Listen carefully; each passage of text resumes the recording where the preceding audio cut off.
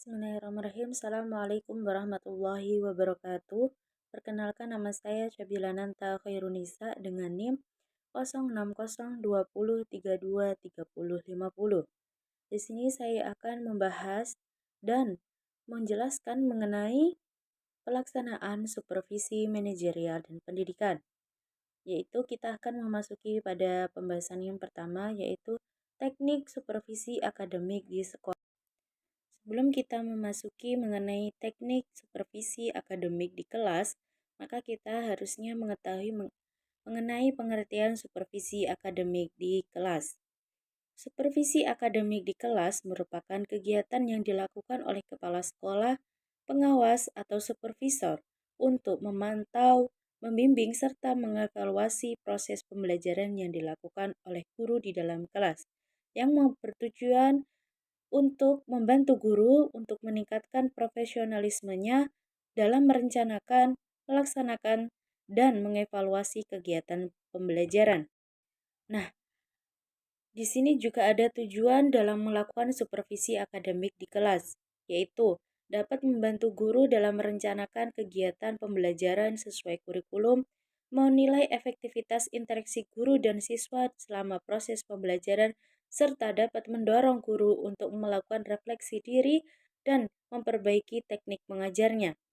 Memasuki macam-macam teknik supervisi akademik di kelas, yaitu yang pertama observasi kelas, yang kedua supervisi klinis, yang ketiga diskusi kelompok, yang keempat supervisi teman sejawat, yang kelima demonstrasi mengajar, yang keenam supervisi individual, yang ketujuh supervisi berbasis digital. Selanjutnya, kita akan mengetahui apa sih keterkaitan supervisi akademik dengan mutu pendidikan. Nah, pada pelaksanaan supervisi akademik di kelas, berpengaruh langsung terhadap peningkatan mutu pembelajaran. Guru yang terbiasa mendapatkan pembinaan melalui supervisi akan lebih reflektif, inovatif, dan profesional. Pada akhirnya, peningkatan kualitas guru akan bermuara pada peningkatan kualitas hasil belajar siswa dan mutu pendidikan di sekolah ataupun madrasah. Oke teman-teman, pada pembahasan kedua kita akan membahas mengenai teknik supervisi manajerial di sekolah maupun madrasah.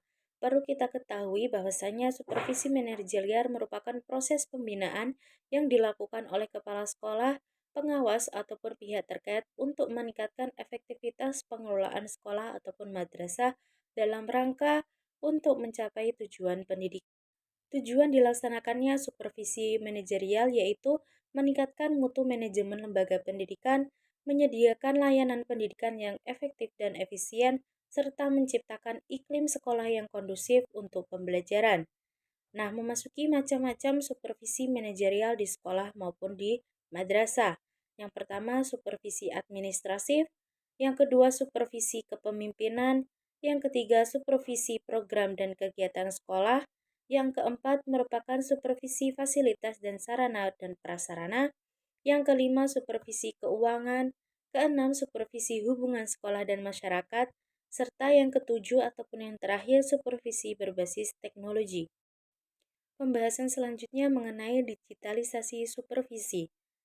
Digitalisasi supervisi merupakan pemanfaatan teknologi digital dalam proses pembinaan, pengawasan, ataupun evaluasi pendidikan yang memiliki tujuan untuk meningkatkan efektivitas, efisiensi, serta akurasi supervisi dengan bantuan perangkat modern seperti Internet of Things, Big Data, ataupun Artificial Intelligence.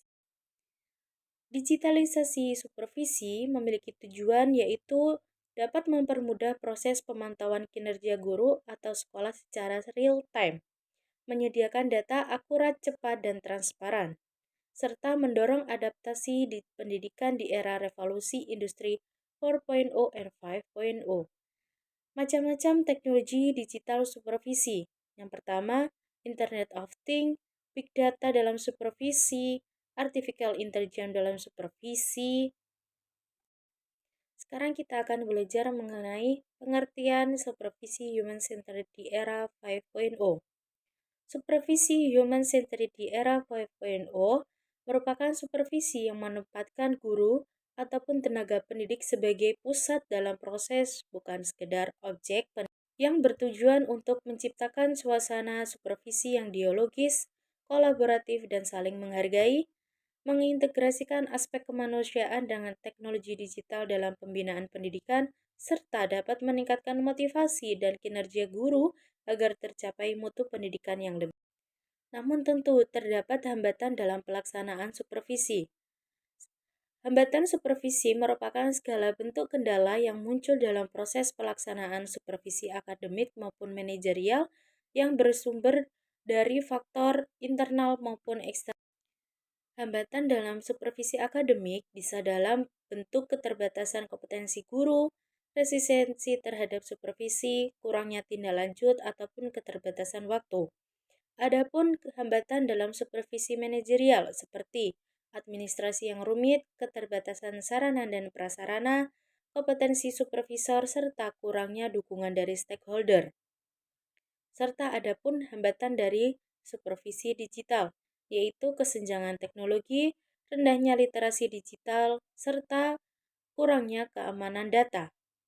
Namun di sisi lain terdapat beberapa solusi yang dapat dilakukan untuk mencegah ataupun membasmi hambatan tersebut, yaitu dengan meningkatkan kompetensi guru dan supervisor, pendekatan humanistik, memanfaatkan teknologi secara bertahap, melibatkan stakeholder, serta pengelolaan administrasi yang efisien, serta tindak lanjut yang terencana.